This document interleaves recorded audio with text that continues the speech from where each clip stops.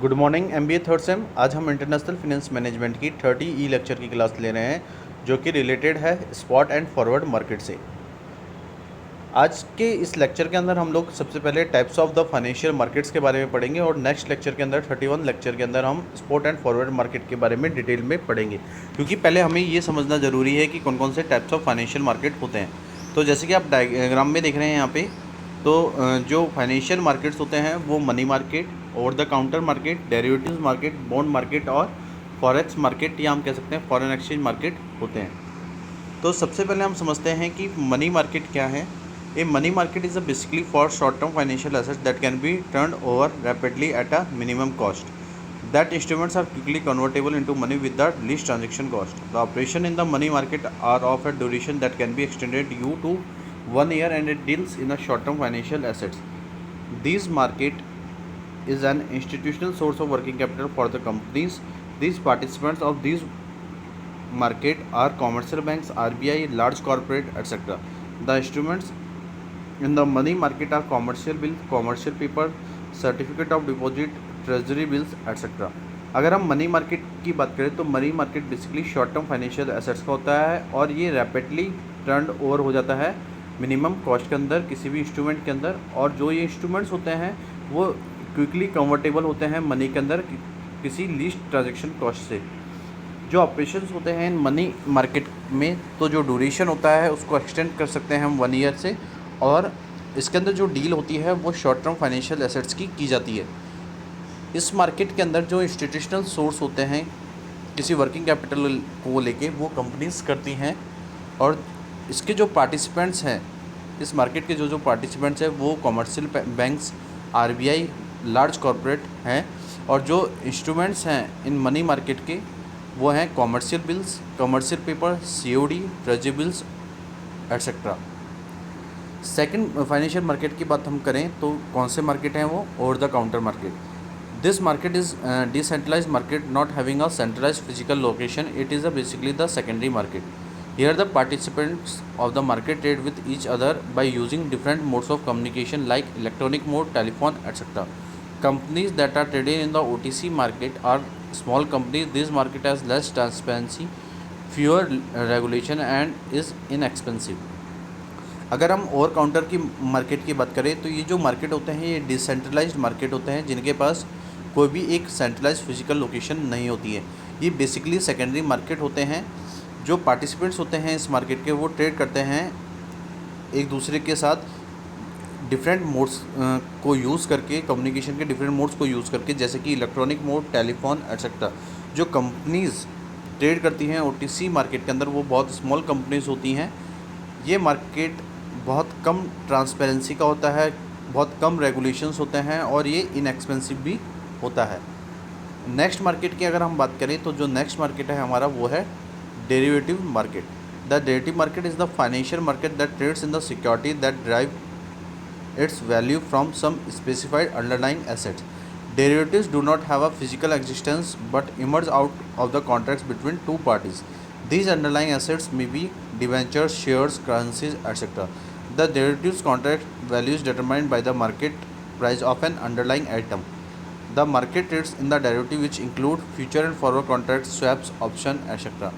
अगर हम derivative market की बात करें तो डेरिवेटिव मार्केट एक तरीके का फाइनेंशियल मार्केट होता है जहाँ पे हम ट्रेड करते हैं सिक्योरिटीज़ को जो कि ड्राइव होती है किसी वैल्यू से जो कि कुछ स्पेसिफाइड अंडरलाइंग एसेट्स की होती है.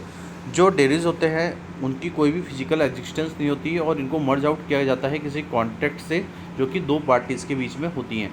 ये जो अंडरलाइंग एसेट्स होते हैं ये डिवेंचर्स हो सकते हैं, शेयर्स हो सकते हैं, करेंसीज हो सकती हैं. जो डेरिवेटिव कॉन्ट्रैक्ट्स हैं उनकी वैल्यू डिटरमाइन की जाती है मार्केट प्राइस से जो कि किसी अंडरलाइंग की आइटम की होती है.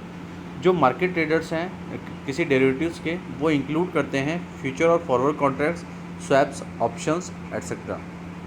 इसके बाद अगर हम नेक्स्ट फाइनेंशियल मार्केट की बात करें तो नेक्स्ट फाइनेंशियल मार्केट है हमारा बॉन्ड मार्केट.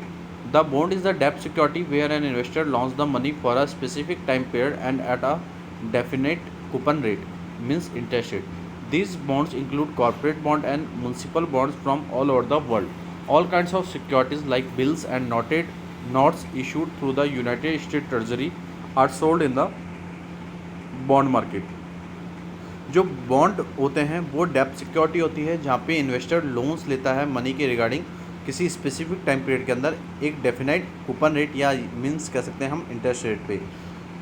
ये जो बॉन्ड्स होते हैं ये इंक्लूड करते हैं corporate bonds, municipal bonds from all over the world, और जितनी भी ऑल काइंड्स सिक्योरिटीज़ होती हैं जैसे कि बिल्स हैं, नोट्स हैं, जो कि इशू करी जाती है कोई यूनाइटेड स्टेट ट्रेजरी जो कि सोल्ड करती है इन्हें बॉन्ड मार्केट के अंदर।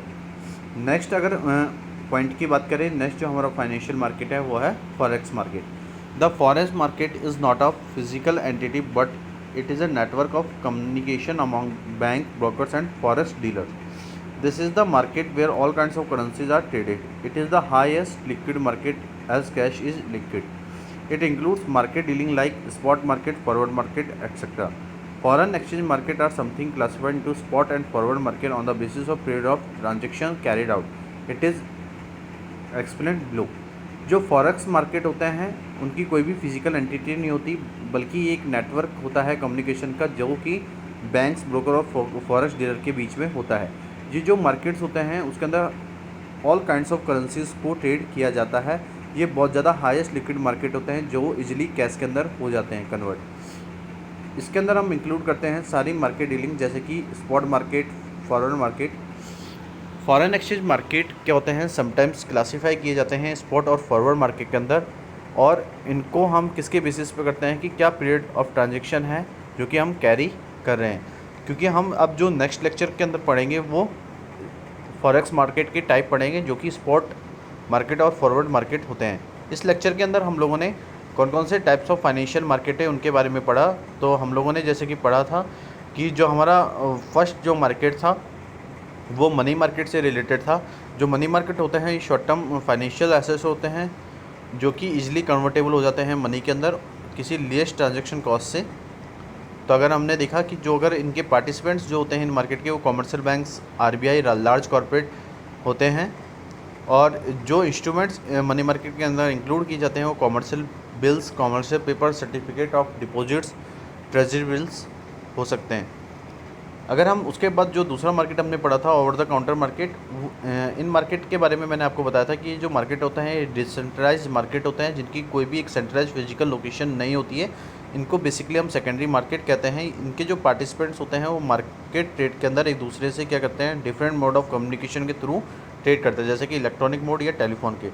जो कंपनीज ट्रेड करती हैं ओटीसी के अंदर वो स्मॉल कंपनीज होती हैं, और जो ये मार्केट होते हैं ये बहुत लेस ट्रांसपेरेंसी, फेयर रेगुलेशन और इनएक्सपेंसिव होते हैं। इसके बाद हमने बात की थी जैसे कि डेरिवेटिव मार्केट की। तो हमने बात की थी कि जैसे डेरिवेटिव मार्केट होते हैं वो फाइनेंशियल मार्केट होते हैं जहाँ पे ट्रेड की जाती है सिक्योरिटीज़ को, और उनकी जो वैल्यू जो ड्राइव होती है वो किसी स्पेसिफाइड अंडरलाइंग एसेट से की जाती है।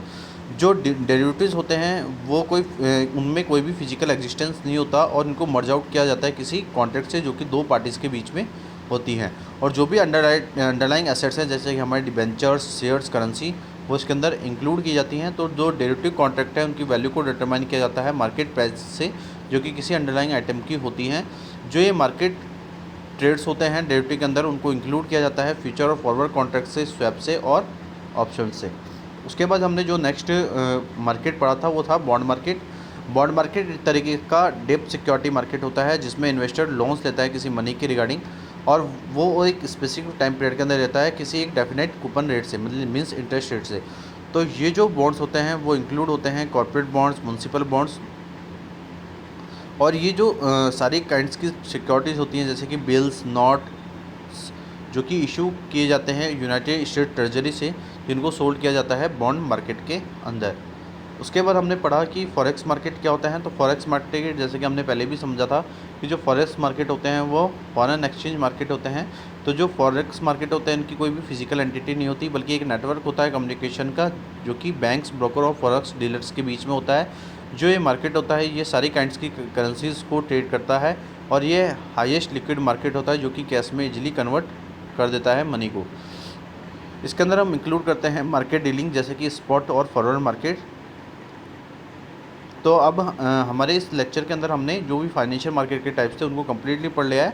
अब जब हम आगे के लेक्चर में पढ़ेंगे मीन्स नेक्स्ट 31 लेक्चर के अंदर पढ़ेंगे, तो हम जो फॉरेक्स मार्केट के जो दो टाइप्स हैं, स्पॉट और फॉरवर्ड मार्केट, उनको कम्प्लीटली उस टॉपिक के अंदर क्लियर करेंगे। तो आज के लिए इतना ही। Thank you so much and have a nice day.